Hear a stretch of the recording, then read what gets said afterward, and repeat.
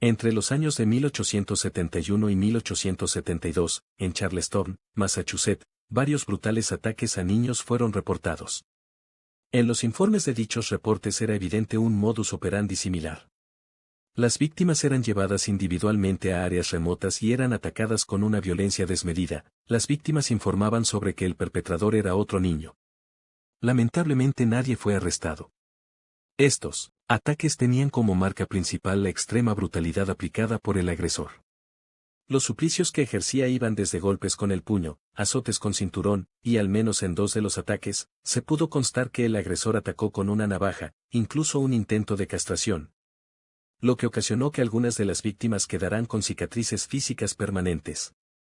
La crueldad de estos actos le hicieron ganar al agresor distintos motes. Era llamado el sádico bribón, el diablo rojo, el chico torturador. Es fácil relacionar la imagen de un infante con la inocencia y la bondad, como si la infancia estuviera cubierta con un velo que los mantiene lejos de la maldad, que los protege de pensamientos e instintos viles y egoístas más propio de personas adultas. ¿Es la condición de infante una garantía de bondad e inocencia? ¿Qué lleva a un niño a tener pensamientos y llevar a cabo acciones de odio y violencia hacia sus semejantes? ¿Qué sucesos y circunstancias hicieron que un niño sea la persona más joven de la historia de Massachusetts condenada por asesinato en primer grado? Les damos la bienvenida a este canal, donde se abordarán casos de crimen y misterio. Agradeceríamos tu apoyo dando like al video, suscribiéndote, activando la campanita de notificaciones y comentando el video. Sin más preámbulos les presentamos el caso de Jesse Pomeroy.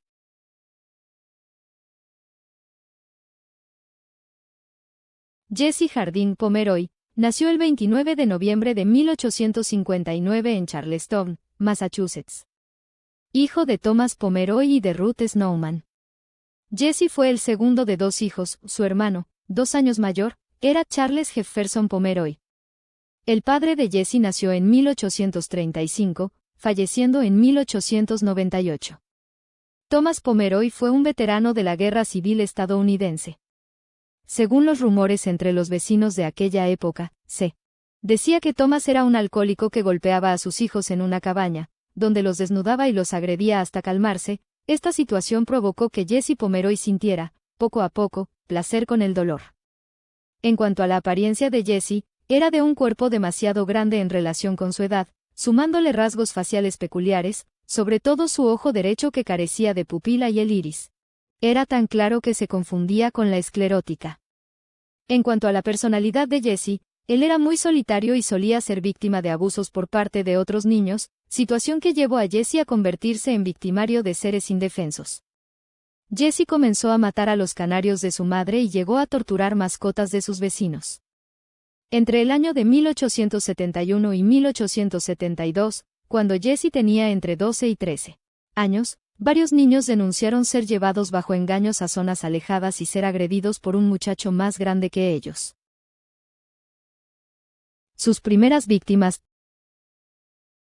William Payne, de 4 años, fue hallado en diciembre de 1871 en una pequeña cabaña abandonada colgando de las manos. Estaba atado con una soga suspendida del techo del lugar, tenía laceraciones en la espalda. Desafortunadamente William no pudo aportar señas de su agresor. Febrero de 1872, Jesse Pomeroy ató y torturó a un pequeño de 7 años llamado Tracy Hayden. El chico terminó con los ojos morados, los dientes frontales partidos, la nariz rota y el cuerpo lleno de heridas. La policía solo pudo agregar que el atacante era un chico de cabello castaño. Apenas 2 meses habían transcurrido, cuando en abril del mismo año, el chico torturador atacó a Robert Mowle de 8 años, lo engañó con promesas de llevarlo a un circo. Una vez alejados de todos, Jesse desnudó a Robert y mientras lo azotaba le obligó a maldecir. El pequeño Robert relató a la policía que mientras era golpeado, el agresor se masturbaba. En este punto la población estaba presionando a los investigadores. La gente quería ver al sádico bribón ante la justicia y así recuperar la tranquilidad. La policía optó por interrogar a todos los adolescentes de cabellos castaños de la zona, pero por alguna razón inexplicable decidieron centrarse en jóvenes castaños con barba. Jesse Pomeroy escapaba así de las pesquisas de la policía, ya que Jesse era lampiño. Pasaron los meses y Jesse se mantuvo tranquilo hasta el mes de julio del mismo año, 1872. Esta vez Jesse atacó a un niño de quien no se tiene su nombre. El método era el mismo, alejarlo de la gente a base de mentiras, llevarlos muy dentro del bosque y torturar a su víctima. La gente exigía que la policía agotara cualquier recurso para detener los ataques. Fue así que la autoridad ofreció una recompensa de $500 a quien ayudara en su captura. Los vecinos murmuraban, sospechaban de otros vecinos, algunos empezaron a unirse en contra de otros, pero en la casa de Jesse, su madre tenía grandes sospechas de que ese chico torturador era su hijo Jesse. Sin llamar la atención, Ruth hizo las maletas, tomó a sus hijos y se mudaron al sur de Boston. Fue en 1872 que Ruth y sus hijos se mudaron, pero esto no detuvo los impulsos sádicos y violentos de Jesse. George Pratt era el nombre de su siguiente víctima. Jesse ató y desnudó al indefenso George Pratt para luego golpearlo con un cinturón. Aquí el joven Jesse subió considerablemente el nivel de sus agresiones. Ahora agregó más violencia al morder la mejilla y arañar profundamente en la piel de su víctima, pero eso no fue todo, pues además, le enterró varias veces una larga aguja en diversas partes del cuerpo e intentó clavársela en un ojo, pero el pequeño George logró acurrucarse en posición fetal evitando que Jesse cumpliera su objetivo. Iracundo por la acción del pequeño, el sádico bribón le mordió con fuerza una nalga antes de escapar. La población de Boston no tenía ni idea del monstruo que habitaba entre ellos y que entre sus posibles víctimas se encontraban ni más ni menos que sus pequeños hijos. La población de Boston sería testigo de la etapa más violenta de Jesse Pomeroy, pues el suplicio al que fue sometido George Pratt quedaría opacado por el que pasó a ser su siguiente víctima. Harry Austin, un niño de 6 años. Al pobre Harry, a quien además de propinarle una tremenda paliza lo apuñaló con su navaja de bolsillo en brazos y hombros. Jesse estaba fuera de sí, era tan reconfortante para él la violencia y la tortura que incluso al pequeño Harry iba a rebanarle el pene. Afortunadamente Jesse fue interrumpido por unas personas que se acercaban al lugar, lo que obligó al chico torturador a emprender la huida. Pocos días después, atacó a otro niño del cual no se precisa su edad, Joseph Kennedy, a quien le provocó un profundo corte en la cara con su navaja y luego lo llevó a la orilla del mar para echarle agua salada en las heridas. Quizá en este punto, con una mueca de incredulidad se cuestionen, ¿cómo era posible que Jesse Pomeroy pudiera acercarse, convencer y llevarse a niños tan pequeños? ¿Qué hacían niños de 4, 5 o 6 años, fuera de sus hogares sin la supervisión de sus padres? Los tiempos de Jesse eran otros, la sociedad era más relajada en esta cuestión, era común que en familias conflictivas, en donde los abusos eran constantes y ocasionaban que los hijos optaran por estar más tiempo en las calles. Pero retomemos la lista de víctimas de Jesse Pomeroy.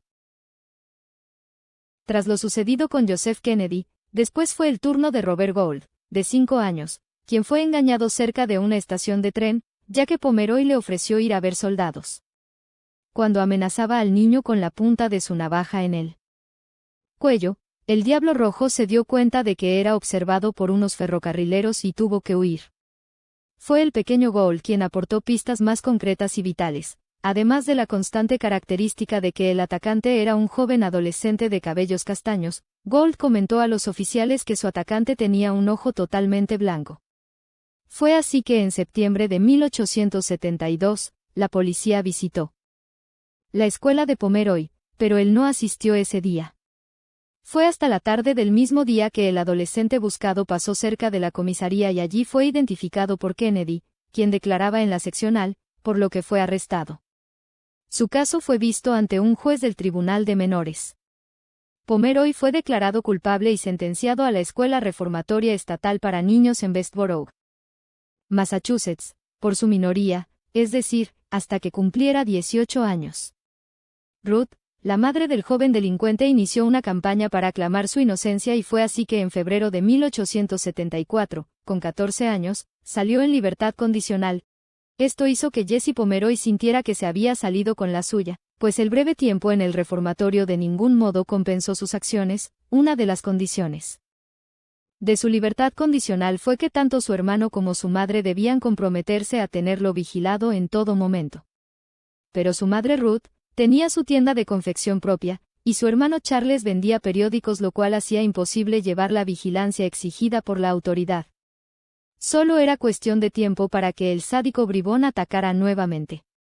Hasta este punto los ataques de Jesse quedaron en tortura y agresiones. El mal actuar de las autoridades aceleró el proceso en Jesse para pasar de ser un agresor a ser un asesino. ¿Fue acaso que las nulas consecuencias de sus acciones lo que motivó al pequeño Jesse para dar ese paso? ¿Fue la falta de compromiso de su familia ante la responsabilidad de vigilarlo la que ocasionó futuras tragedias?